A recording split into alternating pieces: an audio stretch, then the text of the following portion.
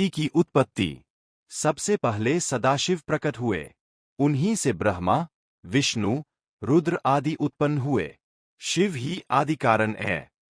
ब्रह्मा और विष्णु में श्रेष्ठता का विवाद हुआ। तभी अग्निस्तंभ के रूप में शिवलिंग प्रकट हुआ, जिसका कोई आद्यंत नहीं था। शिव ने प्रकट होकर विवाद समाप्त किया। शिवलिंग की महिमा। शिवलिंग शिव का निराकार स्वरूप है। इसकी पूजा से सभी मनोकामनाएं पूर्ण होती है। शिव तत्व का ज्ञान। शिव का स्वरूप निर्गुण, निराकार, परब्रह्म है। वे साकार और निराकार दोनों रूपों में उपास्य है। शिव नाम की महिमा। ओम नमः शिवाय पंचाक्षरी मंत्र से समस्त दोष दूर होते हैं। इसका जाप स्वयं शिव की आराधना है। शिवरात्रि व्रत का महत्व। शिवरात्रि का व्रत विशेष फलदायक है। रात्रि जागरण, अभिषेक और व्रत से पुण्य की प्राप्ति होती है। रुद्राक्ष की उत्पत्ति। शिव की आंखों से गिरे आंसुओं से रुद्राक्ष उत्पन्न हुए। यह शिव भक्ति का प्रतीक है। रुद्राक्ष धारण करने से शिव की कृपा प्राप्त होती है। काल भैरव की उत्पत्ति। ब्रह्मा ने अहंकारवश शिव का अपमान किया, तब शिव ने काल भैरव को उत्पन्न कर ब्रह्मा का पंचम मस्तक काटा। पंचाक्षरी मंत्र की महिमा। ओम नमः शिवाय से आत्मशुद्धि होती है। यह मंत्र मोक्ष का मार्ग है। इश्क और विनाश। दक्ष ने यज्ञ किया पर शिव को आमंत्रित नहीं किया। शिव ने वीरभद्र को भेजकर यज्ञ का विनाश कराया। उपवास और व्रतों की महिमा। सोमवार, प्रदोष, शिवरात्रि आदि व्रतों का महत्व बताया गया है। व्रत से भक्त की इच्छाएं पूर्ण होती है। भक्तों की कहानियां। विभिन्न भक्तों की कथाएं जो बताती है शिव सच्चे श्रद्धालु पर कृपा करते हैं। जाति पांति से परे सिर्फ भक्ति चाहिए। शिव के विविध रूप। महाकाल, नीलकंठ, अर्धनारीश्वर, भैरव आदि शिव के दिव्य रूपों का वर्णन। पुण्य और पाप का सिद्धांत। कर्मों का फल निश्चित है। पुण्य से उन्नति और पाप से पतन होता है। शिव की शरण से पापों का नाश संभव है। मृत्यु के समय शिव स्मरण। जो अंत समय में शिव का स्मरण करता है उसे मोक्ष प्राप्त होता है। शिव पूजा के लाज।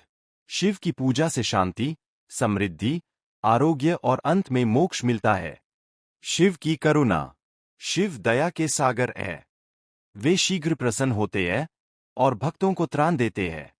भक्ति, ज्ञान और कर्म का सामंजस्य। तीनों मार्गों का संगम शिव की भक्ति में मिलता है। शिवलिंग स्थापना। शिवलिंग स्थापना की विधि और उसका आध्यात्मिक महत्व बताया गया है। ध्यान और योग में शिव। योग के माध्यम से शिव का अनुभव संभव है। ध्यान शिव साक्षात्कार का मार्ग है। भक्त की परीक्षा। शिव अपने भक्तों की परीक्षा लेते हैं और फिर उन्हें दिव्य फल प्रदान करते हैं। शिव का विश्वरूप दर्शन। शिव ने भक्तों को अपना विराट रूप दिखाया जिसमें संपूर्ण ब्रह्मांड समाया है। शिव ही आदि है, शिव ही अंत है। शिव भक्ति ही मोक्ष का एकमात्र साधन है। शिव द्वारा सृष्टि की उत्पत्ति का संकल्प। भगवान शिव ने सृष्टि के विस्तार हेतु अपने संकल्प से ब्रह्मा, विष्णु और रुद्र को प्रकट किया। ब्रह्मा को सृजन, विष्णु को पालन और रुद्र को संहार का कार्य सौंपा। जीवों की रचना। ब्रह्मा ने शिव के आदेश से विभिन्न योनियों, देव, दैत्य, मनुष्य, पशु, पक्षी आदि की रचना की। ऋषि, प्रजापति और मनुओं की उत्पत्ति की भी व्याख्या की गई है। सती का जन्म और तपस्या। प्रजापति दक्ष की कन्या सती शिव की परम भक्त थीं। उन्होंने शिव को पति रूप में पाने हेतु घोर तप किया। शिव सती विवाह।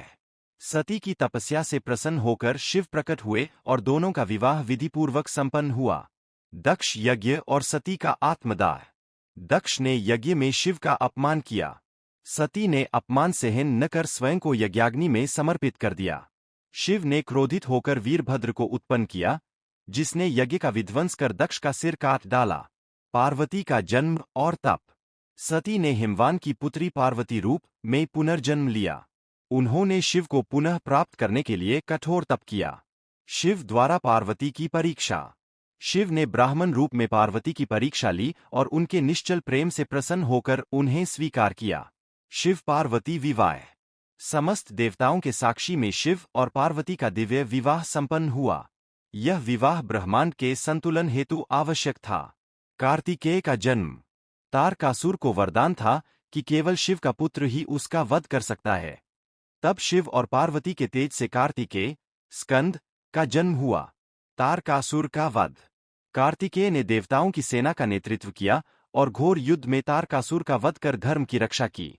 अंधकासुर का वध। अंधक नामक असुर ने पार्वती पर दृष्टि डाली और कैलाश पर आक्रमण किया। शिव ने युद्ध कर अंधक का वध किया और उसे गन बना लिया। त्रिपुरासुर का संहार। 3 असुर भाइयों ने त्रिपुर नामक 3 दुर्गों का निर्माण किया। शिव ने रथ पर सवार होकर त्रिपुरासुरों का वध किया और तीनों पुरों को नष्ट कर दिया। शिव का विश्वरूप। देवताओं की प्रार्थना पर शिव ने अपना विराट विश्वरूप प्रकट किया, जिसमें संपूर्ण ब्रह्मांड और काल समाया हुआ था।